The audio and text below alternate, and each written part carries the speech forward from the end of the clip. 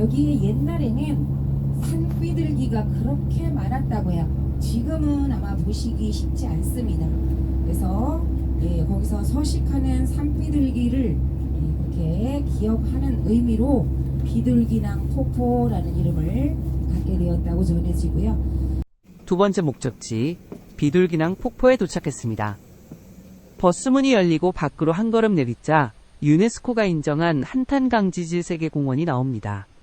가이드님이 버스에서 설명해 주셨던 것처럼 예전에 산비둘기가 많았던 지역이라 이렇게 곳곳에 비둘기 모형이 있었습니다. 계곡 옆 돌담길을 따라 걷다 보니 저 멀리 폭포로 내려가는 계단이 보였습니다. 마침 학생들 단체 관람객이 구경을 마치고 삼삼오오 웃으며 올라오고 있었는데 그들의 표정에서 이곳이 얼마나 멋진 곳인지 짐작할 수 있었습니다. 우리 투어팀을 포함 관람을 위해 내려가던 사람들이 감탄사를 연발하며 계단을 천천히 내려갔습니다. 계단 중간중간에 폭포를 볼 수 있는 장소가 있었고 많은 사람들이 폭포를 배경으로 연신 사진을 찍고 있네요.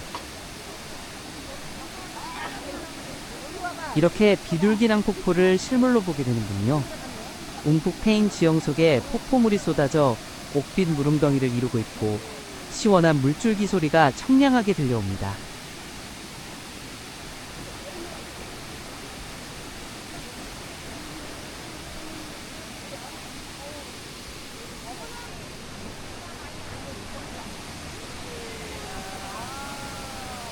폭포가 내게로 다가오는 것인지 내가 다가가는 것인지 한층 한층 내려갈 때마다 점점 가까워지는 폭포 모습이 조금씩 새롭게 느껴집니다.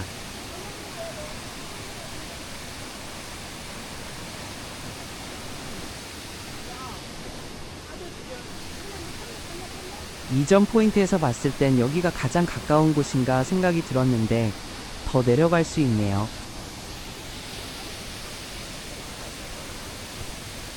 계단 아래 끝까지 내려가자 사방이 신기한 암석과 오래된 숲풀들로 둘러싸인 푹 꺼진 공간이 나타났습니다.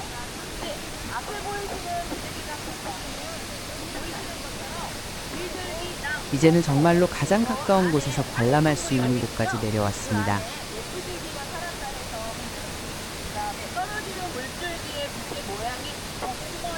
사실 이곳은 인터넷으로 수없이 봐왔던 곳이었습니다.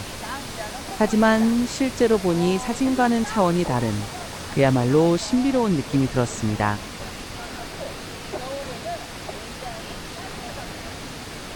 보시는 것처럼도 비둘기낭 폭포가 굉장히 안쪽으로 들어가 있죠. 그런데 이 비둘기낭 폭포는 계속 안으로 들어가야 됩니다.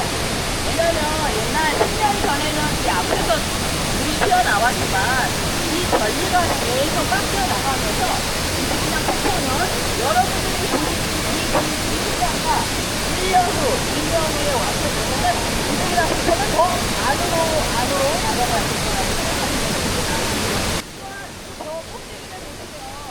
이때 아래에 계셨던 해설사분께서 이야기를 들려주시는 내용 중 제 귀를 쫑긋하게 만드는 내용이었습니다. 비둘기낭 폭포는 침식작용으로 인해 점점 상류 쪽으로 후퇴하고 있고 언젠가는 바위에 가려져 폭포를 볼 수 없게 될 거라는 말씀이었습니다. 이렇게 아름다운 비둘기낭 폭포도 오늘도 조금씩 뒤로 물러나고 있습니다. 비둘기낭 폭포의 신비로운 지형은 바로차별 침식이라는 현상 때문입니다. 이 폭포는 단단한 현모암으로 이루어져 있지만 자세히 보면 깎이는 속도가 다른 부분이 있다고 합니다. 폭포수가 계속해서 떨어지면서 상대적으로 약한 암석이 먼저 깎아나가고 그 뒤에 있던 단단한 부분도 서서히 침식됩니다. 이렇게 약한 부분이 먼저 깎여나가면서 폭포의 위치가 조금씩 상류 쪽으로 이동하는 것처럼 보이게 됩니다. 이는머리를 깎아먹는다는 뜻의 두부침식이라고도 불리는 자연적인 현상입니다. 비둘기낭 폭포는 이렇게 오랜 시간 동안 자연의 힘에 의해 조금씩 변화하고 있는 살아있는 지질 유산입니다. 폭포가 더 안쪽으로 들어가 더 이상 가까이서 볼 수 없게 되기 전에 이 신비한 공간을 꼭 눈으로 담아가 보세요. 저 역시 오늘 볼 수 있을 때 더 눈과 마음으로 담아가야겠다는 생각이 들었습니다. 그래서인지 저는 이곳에서 유독 오랜 시간을 머물러 있게 되네요. 그리고 해설사분께서 오늘 비가 내린 덕분에 다른 때보다 수량이 많아 더 멋진 폭포를 관람하고 있는 거라고 하셨는데 정말 운이 좋았습니다. 몇 년 전부터 꼭 와보고 싶었던 곳이었는데 가장 좋은 모습을 마주하게 되다니 감동이었습니다. 흐린 날씨에도 작은 빛이 폭포 아래 계곡에 반사되어 반짝거리는 모습이 몽환적으로 느껴졌습니다. 이 특별한 공간이 주는 분위기는 사람의 감정을 이렇게 출렁이게 만드는 뭔가가 있는 것 같았습니다. 이곳을 처음 접한 누구든 이곳에 내려와 사방의 풍경을 보면 숨을 멈추고 한참을 관람하게 될 겁니다.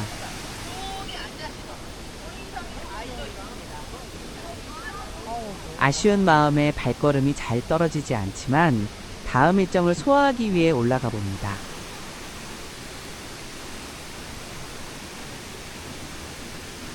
계단을 오르면서도 중간중간 뒤를 돌아 폭포를 다시 보아보게 되네요. 계단 위로 올라와 조금 더 걸으니 한탄강지층 체험장이란 공간이 있었습니다. 한탄강 토층 모식도는 화산 폭발 이전에 강이 존재했었고 그 위로 용암이 흘러와 거대한 용암대지가 되었다는 것을 보여줍니다. 오랜 침식작용으로 용암대지가 깎여 지금의 깊은 협곡이 만들어졌고 이를 통해 한반도의 지질학적, 인류학적 역사를 알 수 있었다고 합니다. 다시 조금 더 걸어가면 폭포를 볼 수 있는 두 번째 관람 포인트가 나타납니다. 이곳은 첫 번째보다 훨씬 멀리서 폭포를 볼 수 있었습니다.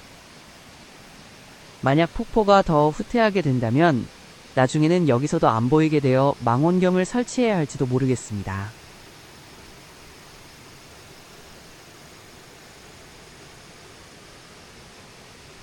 이곳에서의 관람을 마치고 올라오니 바로 옆에 한탄강을 한눈에 볼 수 있는 공간이 있었습니다. 첫 번째 목적지에서 걸었던 Y자형 출렁다리와 함께 거대한 규모의 하늘다리도 보였습니다. 아까 마당교를 하늘다리로 착각했던 것이 생각나 웃음이 나왔습니다.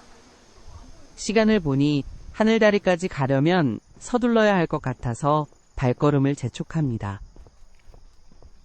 조금 전 영상에서 봤듯이 하늘다리가 가까운 거리에 있는 게 아니라 조급한 마음에 뛰다 걷다를 반복해 바로 아래까지 도착했습니다. 하지만 도착해 다리 위로 올라가는 길을 보니 한참을 돌아가야 하는 구조로 보이더군요.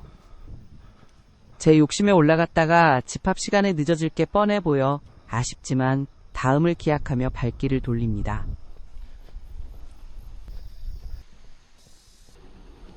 서둘러 버스까지 잘 탑승했습니다. 비둘기낭 폭포의 압도적인 풍경을 뒤로한 채 세 번째 목적지인 산정호수로 향합니다. 거리가 멀지 않아 약 30분 만에 도착했네요. 버스에서 내리자마자 바로 앞에 보이는 풍경에 감탄사가 절로 나옵니다. 어떤 분이 가이드님께 무슨 산인지 물어보았고 이 산은 명성산이라고 알려주셨습니다. 가이드님을 따라 식당이 밀집한 곳으로 이동했는데 주변 정비공사가 한창이었습니다. 저는 인근 식당에서 산채비빔밥을 주문했습니다. 12,000원이라는 가격에 과일 냉국, 김치, 오이 무침, 그리고 비빔밥 구성인데 보시기엔 어떤가요? 식사를 마치고 걷기 시작합니다. 식사 시간은 1시간 30분이 주어졌고 가이드님께서는 호수 둘레길을 한 바퀴 도는 것은 시간상 어려우니 근처에 있는 드라마낭 만닥터 김사부 촬영지를 둘러보는 것을 추천해 주셨습니다. 저는 좀 더 한적한 풍경을 걷고 싶어 식사 후 반대쪽 둘레길을 잠시 걸어보기로 합니다. 한적한 길을 걷다 보니 흥미로운 그림과 글들이 보입니다. 바로 명성산에 얽힌 궁예의 이야기들입니다. 이 산의 한자 이름이 울명, 소리를 써서 울음산이라는 뜻인데 그 유래가 참 가슴 아픈 전설이라고 합니다. 전설에 따르면 왕건에게 쫓겨난 비운의 왕 궁예가 마지막으로 숨어든 곳이 바로 이 명성산이라고 합니다. 궁예가 비참한 신세에 서러워하며 통곡하자 그 울음소리가 너무나 커서 산 전체가 함께 울었다고 해서 울음산이라는 이름이 붙었다고 합니다. 저렇게 아름답고 평온한 산에 그토록 비참하고 슬픈 이야기가 숨겨져 있었다니 참 아이러니합니다. 하지만 이런 이야기가 있기에 이 길이 더 의미 있게 느껴지는 것 같습니다. 비극적인 역사의 현장이었을 이 길이 지금은 평화로운 산책로가 되어 수많은 사람에게 힐링을 선물하고 있습니다. 역사의 무게를 가슴에 품고 있는 명성산을 바라보며 저는 계속해서 이 아름다운 둘레길을 걸어가 봅니다. 우거진 나무숲을 벗어나 반대편 쪽으로 걸어오니 탁 트인 호수를 보며 거닐 수 있는 데크길이 쭉 이어집니다. 고요하고 잔잔한 호수 풍경을 보고 있노라면 마음이 안정되는 느낌입니다.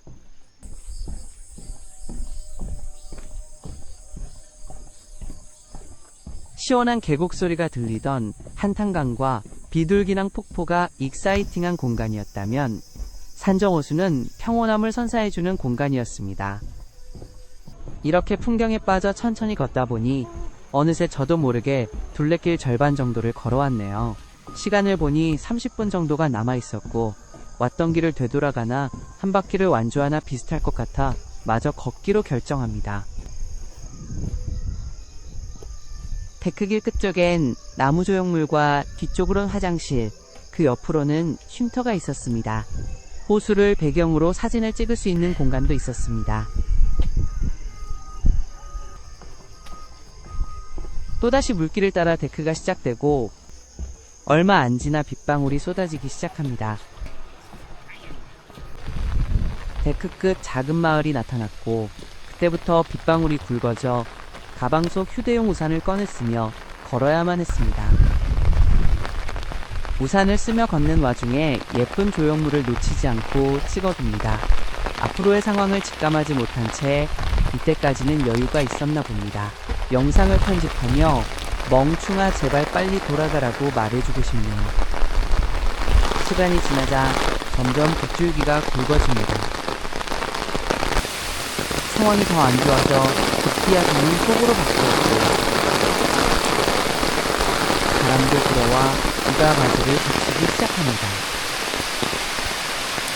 조금 전까지만 해도 저 멀리까지 보이던 호수 풍경이 잘 보이지 않네요. 이미 신발 속까지 젖었고 바지도 온통 축축해버렸습니다. 더 이상 촬영은 어려울 것 같아 카메라를 끄고 빨리 걷기 시작했습니다. 주차장 바로 앞에 있는 놀이기구 쪽까지 왔지만 경사진 지형을 타고 빗물이 쏟아져 발목까지 물이 튀어올랐습니다. 우선 지붕이 있는 곳에서 잠시 비를 피했고 약 10분 정도 여유가 있으니 비가 잦아들지 않을까 기대하며 서 있어 봅니다. 다행히 10분 뒤 비는 조금 약해졌고 경사가 덜한 골목으로 우회해 걸어가 주차장에 도착합니다.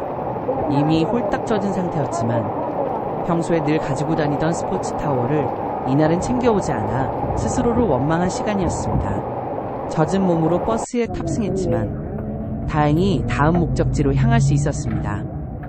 이렇게 예측 불가능한 상황도 여행의 일부겠죠? 그럼 다음 영상에선 마지막 여정인 아트밸리에서의 이야기를 이어가겠습니다.